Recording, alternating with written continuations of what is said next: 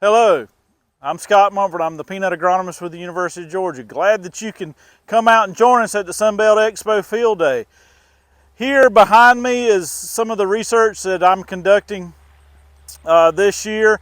This is somewhat of we got a few trials out here that are a continuation from last year, but we also have a few new ones, and that's kind of what I use this spot for, is things that are coming out, that grower products that are coming out that are being sold here in Georgia that we may not have a whole lot of information on. I try to put those products here in these large plot trials so that growers can have a chance to come out and take a look and see how they're doing. Now, what are some of the trials that we're working on?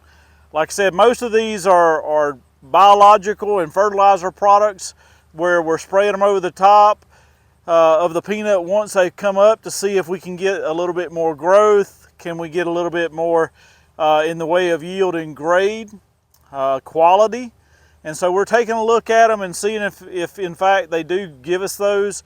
We got several of these that say that they'll help in stress situations. They'll help build better root systems, better canopies, in order to support a better yield and quality. So we're taking a real good intensive look at those to see, in fact, do they work? Do they help us out in peanut production in Georgia? One of the newest ones that we've got out here this year is looking at different biostimulants on the peanut seed in this new polymer seed treatment that we're looking at all over the state.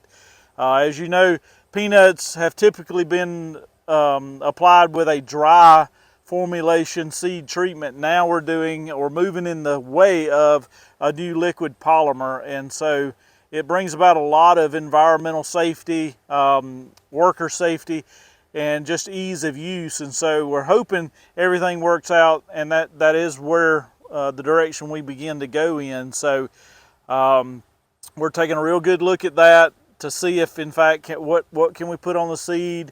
Does it take away from any growth or yield response, or does it add to the growth and yield response? So that's another one that we're looking at. We're also, probably the last one I'll talk about, is one thing that we've been trying to address over the last couple of years is this trend of people putting fertilizer in furrow with the seed, and that's caused some problems in the way of stand, seed decay.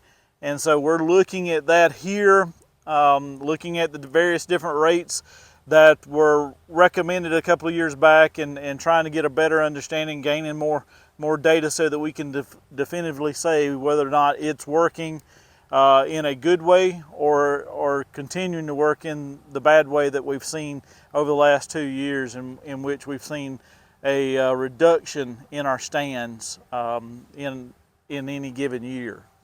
So again, glad that you've come out to see our research. We're always happy to visit with everyone. And if you do have any questions or comments, you can contact me or the local county agent. So thank you very much.